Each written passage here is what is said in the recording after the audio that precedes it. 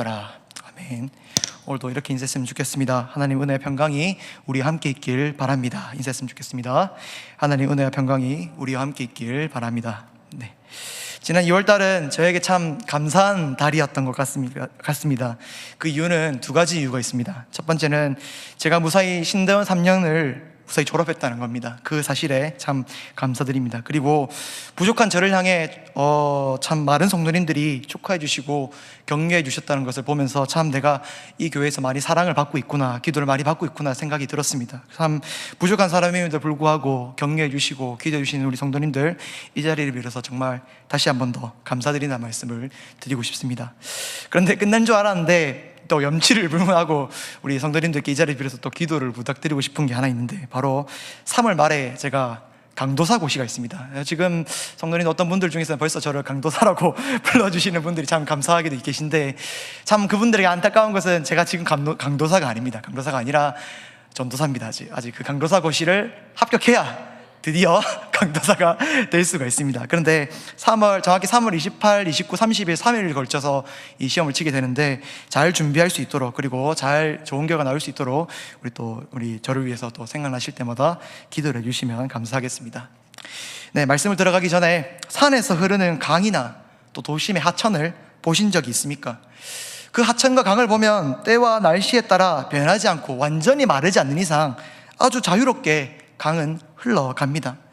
댐과 같이 특수한 시설이 있지 않는 이상 그 물은 끊임없이 흘러가게 됩니다. 근데 그 물을 자세히 보면은 이렇게 흘러가는 물들은 없습니다. 예를 들어서 정해진 물길을 벗어나가지고 자기 마음대로, 예를 들어서 왼쪽으로 물길이 나와 있는데 나는 물을 오른쪽으로 갈래, 그래서 그 물들이 오른쪽으로 가는 경우 보셨습니까? 그런 경우는 그 오른쪽 길을 파지 않는 이상은 불가능한 일입니다. 모든 물들은 각자 정해진 그 물길에 따라 결국에는 흘러가게 됩니다. 사람의 인생도 마찬가지입니다. 세상 사람들은 이 땅에서 자기 마음대로 살아갑니다. 그래서 언뜻 보기엔 이 세상은 사람들의 생각과 자신들의 계획에 맞춰서 자유롭게 이 땅은 운영되어지고 살아가지는 것 같습니다. 그러나 이 세상의 모든 것들은 창조주 되신 여호와 하나님의 뜻대로 흘러갈 줄 믿습니다. 지혜의 말씀인 잠언은 이렇게 말합니다. 잠언 16장 9절입니다.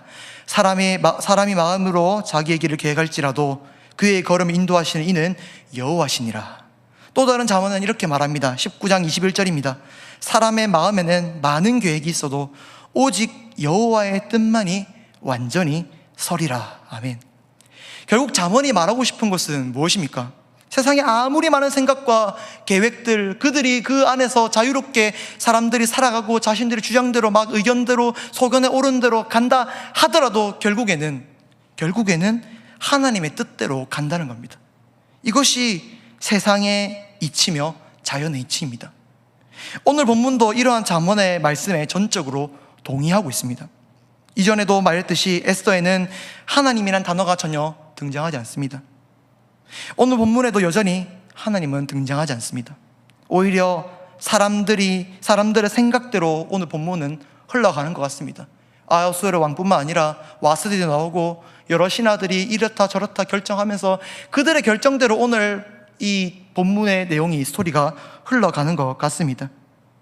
우리가 지난 시간에 기억나실지 모르겠지만 1절부터 8절까지 말씀을 보면서 아하수에로 왕이 얼마나 큰 권세를 가진지 보셨을 것입니다. 그는 아시아부터 아프리카까지 전 세계를 다스렸던 최강국 페르시아의 왕이었습니다. 셀 수 없는 재물과 부와 명예를 지닌 왕이었습니다. 그리고 자신이 가진 권력과 재물로 성대한 잔치를 2번이나 펼친 왕이었습니다. 겉으로 보기에는 정말 세상에 있던 어떤 사람들보다, 아니 정말 이 세상에 신이 있다면 아하수에로 왕 같다라는 생각이 들 수가 있을 것입니다. 그러나 오늘 보면 아하수에로를 보시면은 전혀 1절 8절에 나온 그 모습과 반전, 전혀 다른 모습을 보여지고 있다는 것을 알 수 있습니다. 오늘 말씀은 아하수에로의 아내인 왕후 와스디로부터 시작합니다. 아하수에로가 두 번째 잔치를 베풀고 있을 그 동시에 와스디도 여자들을 초청해서 자신들만의 잔치를 베풀고 있습니다. 그런데 10절을 보시면 갑자기 왕이 중이 일어났다라는 표현이 나옵니다. 쉽게 말하면 아하수에로 왕이 술 마시고 취했다라는 뜻입니다. 그런데 이 술 취한 아하수에로가 갑자기 왕후 와스디를 부릅니다. 그 이유가 11절에 나오는데 그의 아리따움을 뭇 백성과 지방간들에게 보이게 하라라고 되어 있습니다. 그런데 왜 갑자기 아하수엘은 자기 아내 와스디의 용모, 외모를 자랑하려고 하는 걸까요? 진짜 와스디를 자랑하기 위해서 그런 걸까요? 아닙니다. 와스디, 그 이쁜 와스디가 내 아내다. 그러니까 그 당시 남편들은 아내를 자신의 소유로 생각했습니다. 이 아내가, 이 여자가, 이 아름다운 여자가 내 거다. 그 주인이 바로 나다. 이것을 강조하기 위해서 와스디를 뜬금없이 부른 겁니다. 결국에는 자기의 권세와 또 자기의 위상을 사람들에게 높여지기 위해서 자기 아내를 또 부른 것입니다. 그런데 와스디의 반응이 참 재밌습니다. 12절을 보시면 와스디가 이렇게 반응합니다. 왕의 명령을 따르기를 싫어한다 라고 되어 있습니다. 그런데 이것을 우리가 번역을 싫어한다라고 되어 있지만 히브리 원어로 봤을 때 단호하게 거절한다라고 이렇게 번역하는 것이 맞습니다.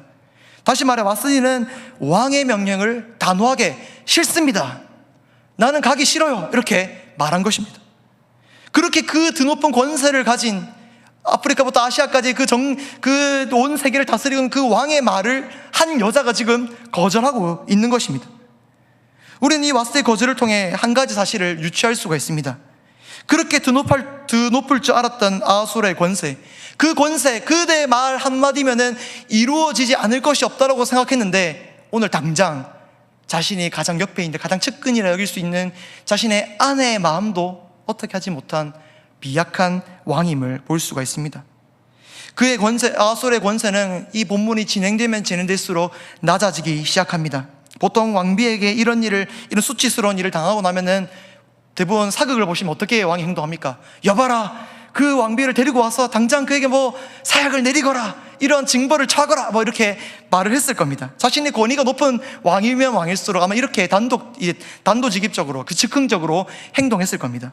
그런데 왜 그런지 모르겠지만 오늘 아하수에로의 행동은 어떻습니까? 13절을 보시면 사례를 아는 현자들에게 물었다라고 되어 있습니다. 여기서 사례를 아는 현자들은 점술가를 또 의미하기도 하지만 때때로는 당시 여러 분야에 뛰어난 전문가들을 의미하기도 합니다. 그러니까 지금 아하수에로는 이렇게 자기가 수치스럽고 화를 버럭 내도 될 만한 상황인데 지금 뭐라고 있는 겁니까? 자기 생각대로가 아니라 남에게 물어보고 있는 겁니다.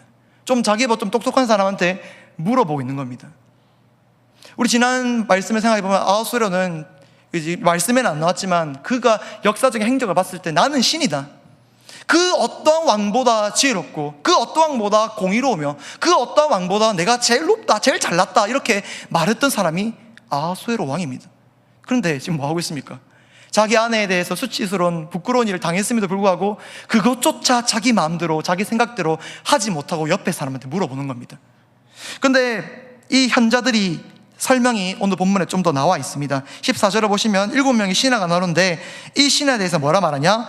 왕에서 가장 가까이에서 왕의 기분을 또 안색을 살피는 사람들이라고 나와 있습니다.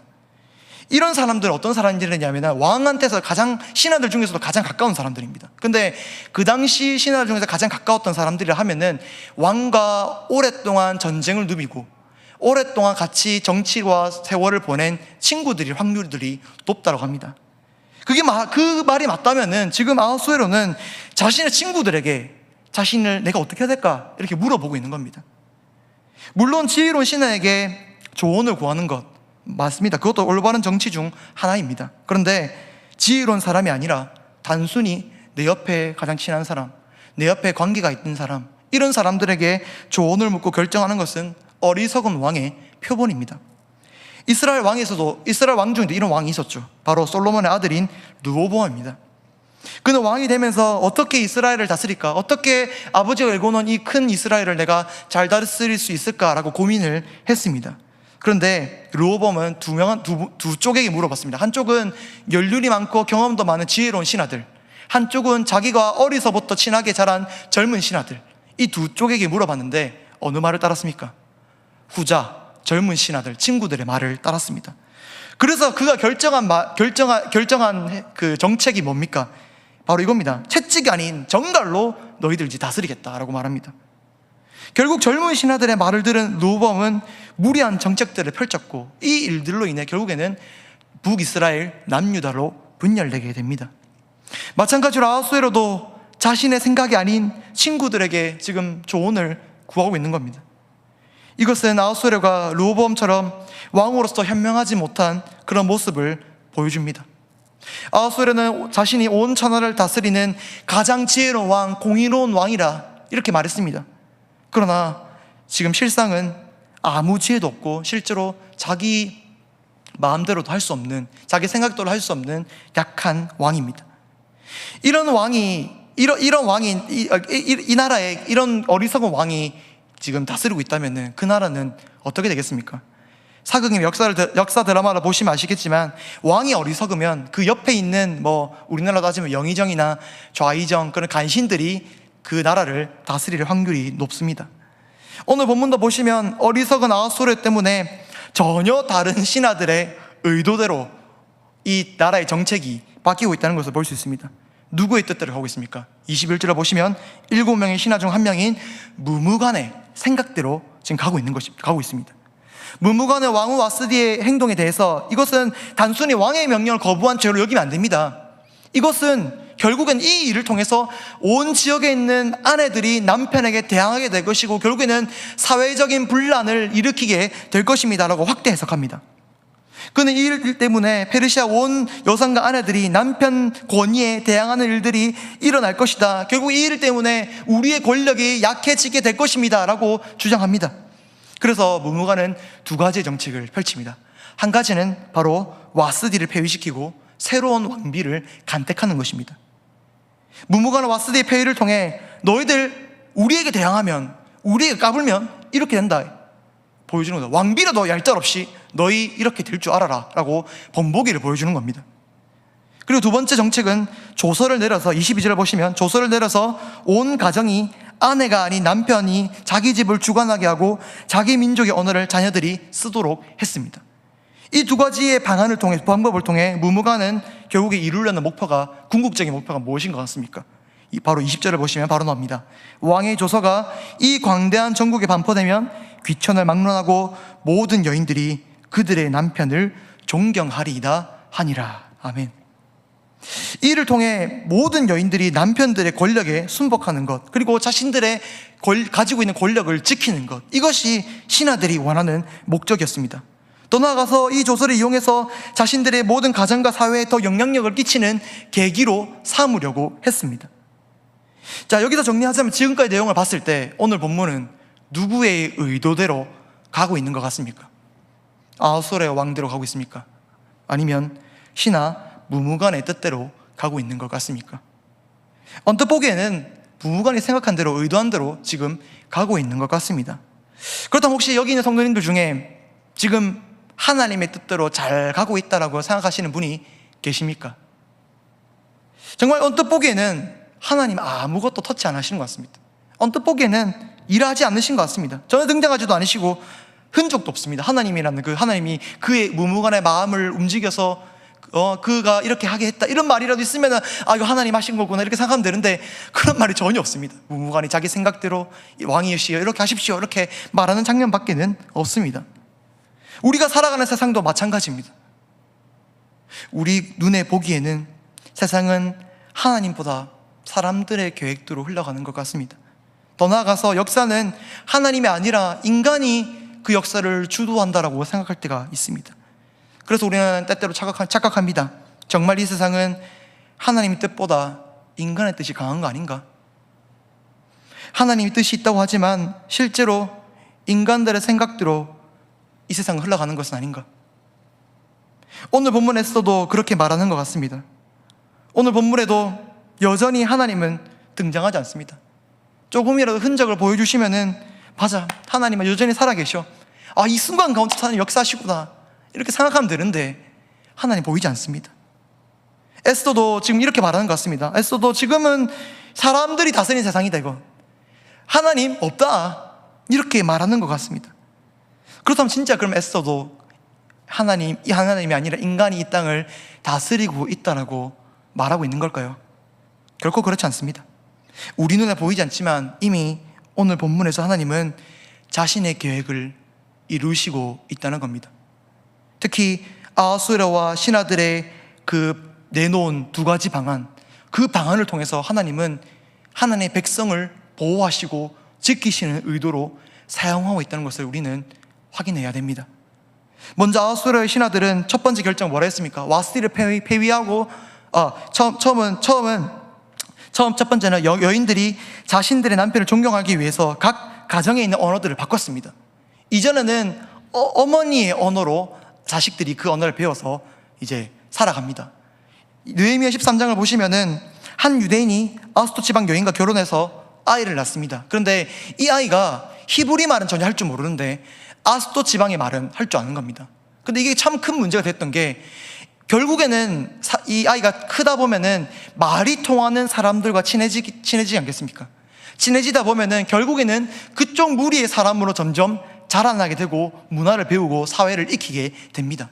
그러니까 히브리 아버지가 나왔음에도 불구하고 아스토 사람이 되어가는 겁니다. 그래서 느헤미야가 이렇게 말합니다. 느헤미야는 이 문제를 파악해서 너희들 유대 공동체를 유지하기 위해서 이방 여자들과 혼인하지 말라, 이것은 안 된다, 거룩한 것이 아니다, 이렇게 말을 해버리고 금지를 내렸습니다. 그런데 오늘 본문과 같이 타지방에 있는 유대인들은, 느헤미야는 그 당시 예루살렘에서 그렇게 했지만 타지방에 있는 오늘 본문같이 이제 페르시아에 있는 유대인들은 그런 제도가 전혀 없었습니다. 그래서 풍습대로 어머니의, 그 아내의 언어대로 살아가기 때문에 결국에는 이 엄마를 이제 다 이방 여인을 엄마로 둔 그런 아이들은 히브리 사람들로 자라나지 못하고 그 다른 지방 사람들로, 다른 민족들로 자라나게 됩니다. 결국에는 점점 유대인 공동체가 사라지고 있는 오늘 본문의 상황입니다.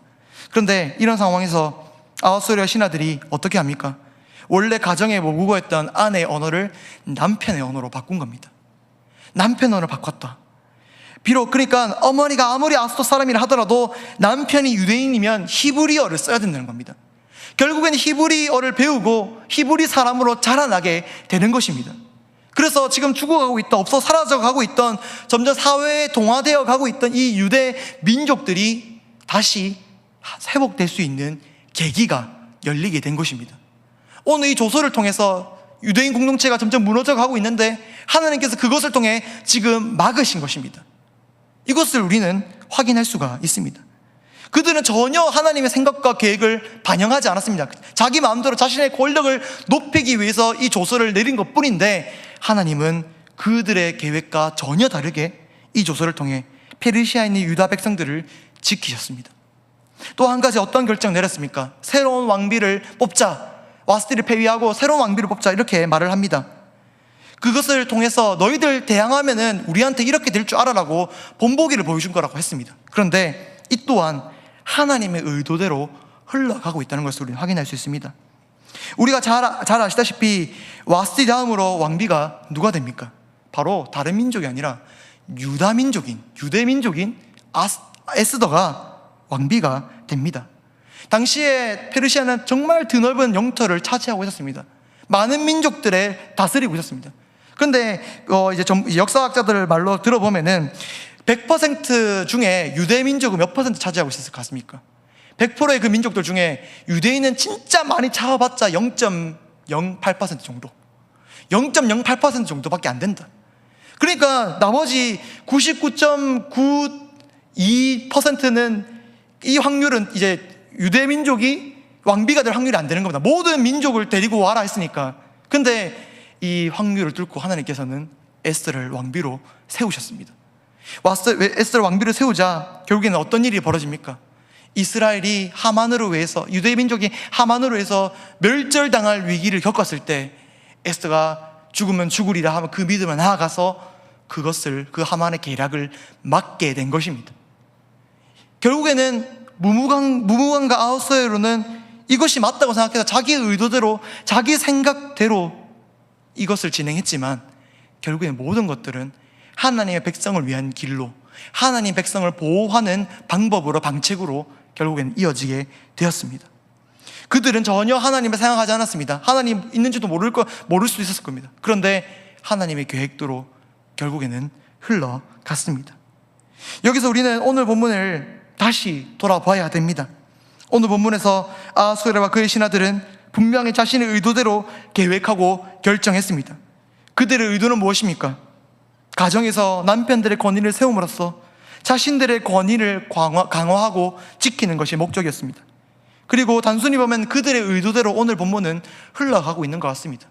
하지만 오늘 말씀은 이 모든 결정이 그들의 뜻이 아닌 하나님의 뜻대로 흘러갔다는 것을 우리는 확인할 수 있습니다.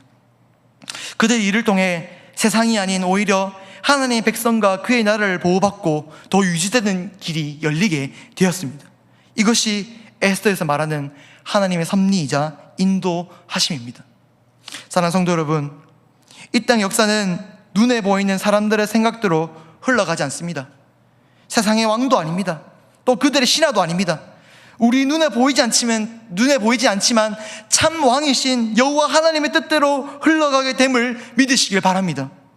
지금 이 시대가 자신이 의도한 대로 계획한다 하더라도, 심지어 그 계획 안에 비리와 온갖 그런 불법적인 그런 행동을 한다 하더라도 그 상황 속에서 결국에는 흘러갈 것은 하나님의 뜻대로 흘러가게 된다는 것을 믿으시길 바랍니다. 이것이 바로 에스더가 우리에게 주는 가장 큰 교훈 중 하나입니다. 하나님이 그 뜻을 이루어 가실 때 그 중심에는 우리 주님의 백성들이, 그리고 그 교회들이 있다는 것을 생각하시길 바랍니다. 심지어 주의 백성을 향한 고난과 어려움도 마찬가지입니다.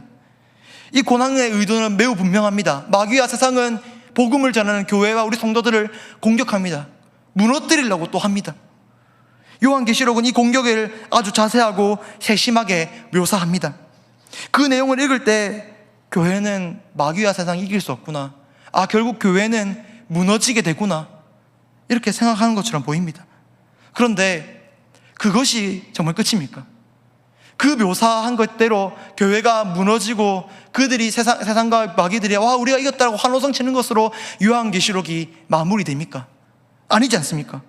요한계시록은 이 고난과 환난은 결국 세상의 승리가 아니라 하나님과 교회의 극적인 승리를 돋보이게 하는 도구일 뿐이라고 요한계시록은 우리에게 말해주고 있습니다.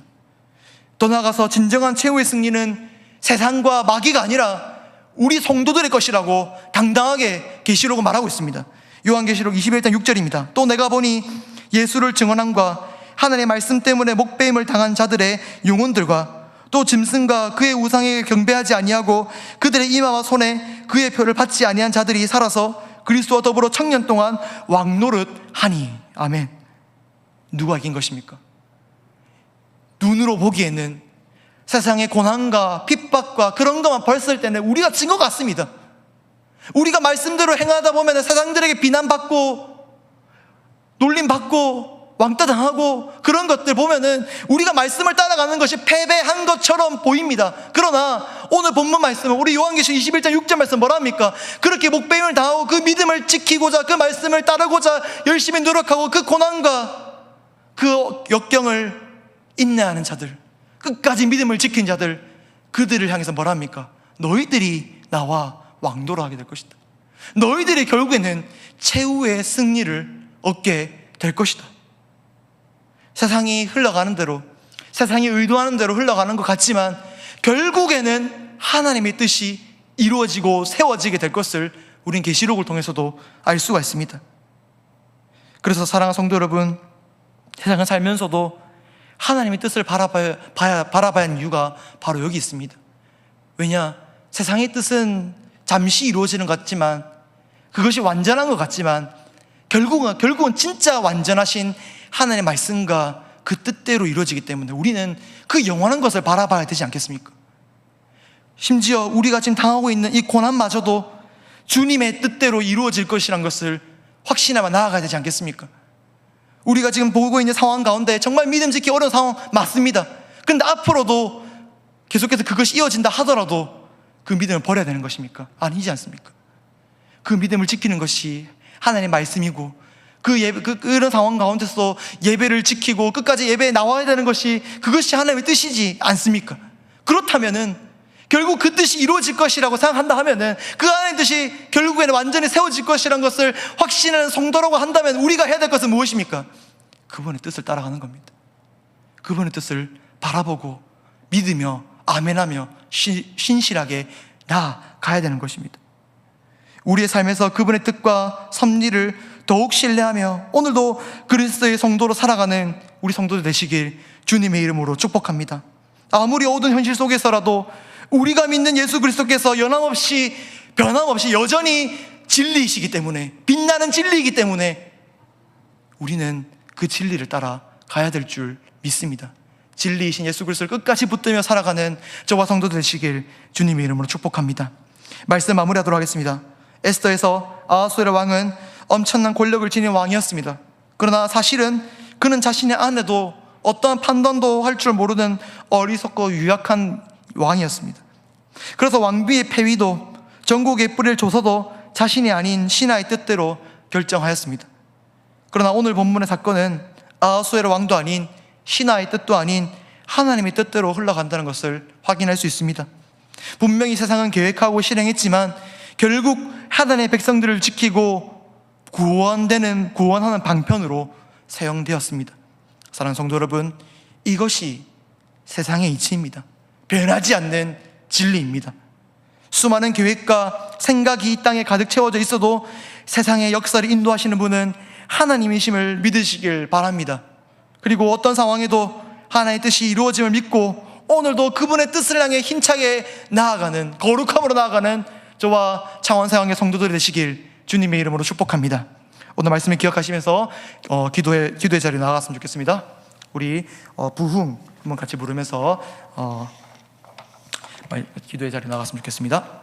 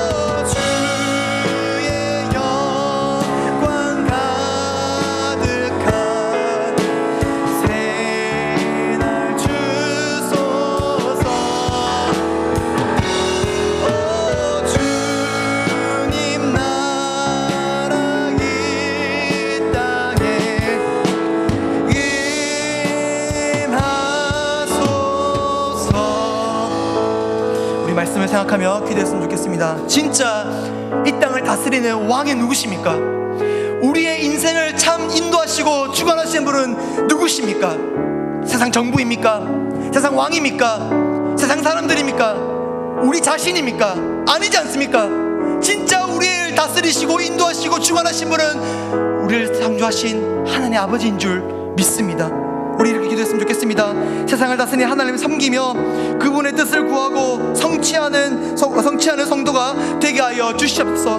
우리의 삶 동안 세상의 가치관이 아닌 오직 말씀과 하나님의 뜻에 따라 살게 하여 주시옵소서. 더 나아가서 이 땅의 교회들이 하나님이 모두 하나님 중심으로 돌아오게 하여 주시옵소서. 기도하신 우리 주여 간절히 부르짖고 기도했으면 좋겠습니다. 주여,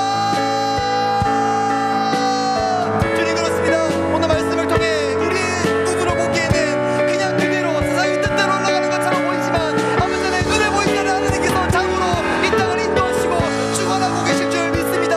아버지 하나님, 오늘날도 마찬가지입니다. 오늘날은 보기에도 그냥 세상 사람들이, 세상의 그런 권력자들이, 또 세상 우리 자신이 인생을 주관하고 세상을 움직이는 것 같습니다.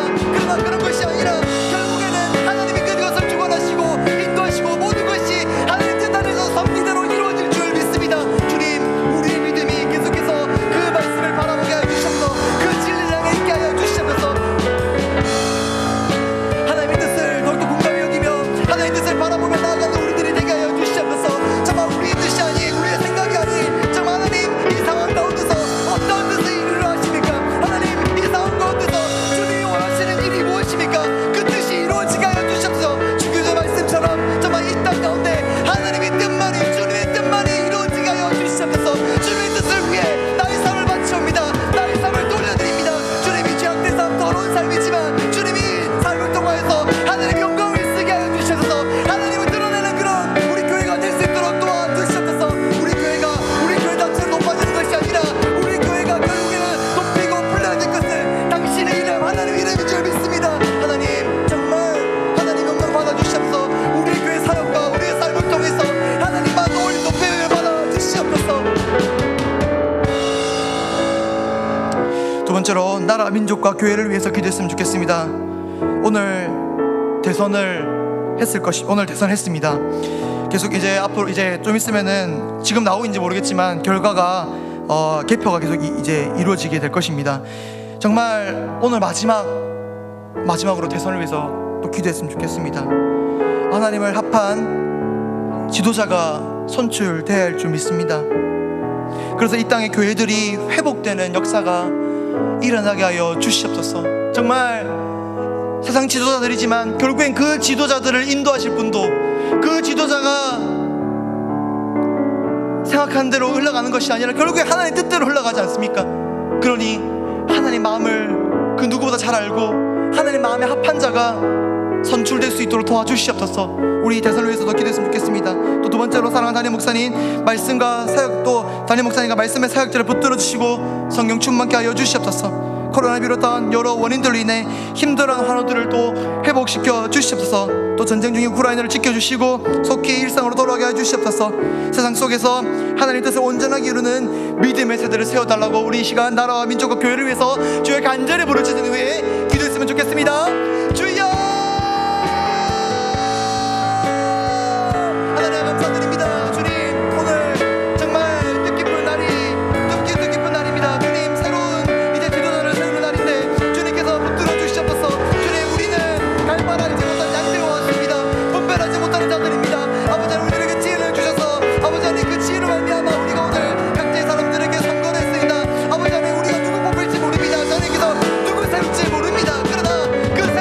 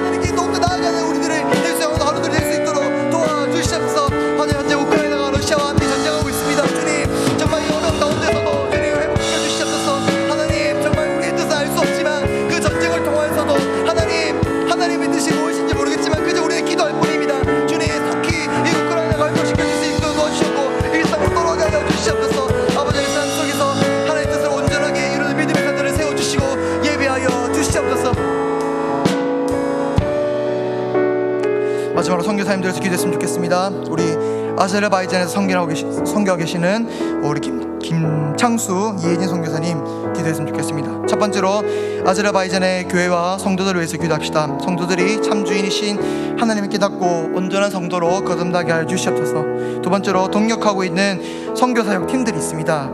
크게는 두 가지가 있는데 학습센터 사역이 있습니다. 태권도 한국 교실을 운영하고 있는 센터 사역이 있고요. 그리고 카스피안 팀이라고 현지 모임 팀이 있습니다. 그래서 이 두 팀을 위해서 또 기도했으면 좋겠습니다. 특별히 경제적인 또 체험이 또 필요하고 여러 가지 동력하는 사역자들이 많이 필요하다고 합니다. 그들이 채워질 수 있도록 우리 사역팀을 해서 기도했으면 좋겠습니다. 특별히 선교사님이 가정을 기도 편지를 중에서도 가장 길게 적어놓은 게 바로 가정을 위해서 가장 길게 적어놨습니다.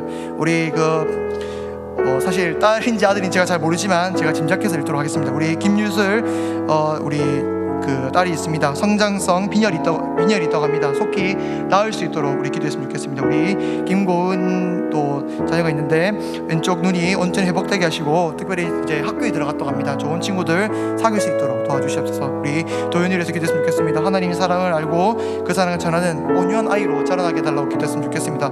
성교사님 부부를 위해서도 기도했으면 좋겠습니다. 각자의 사역 속에서 지치지 않고 믿음의 열매를 맺을 수 있도록 기도했으면 좋겠습니다. 우리 김창수 이혜진 선교사님 위해서 주의 간절히 부르짖는 후에 기도하신 후 우리 또 각자의 개인 기도 좀 기도하시다가 평안히 돌아가셨습니다.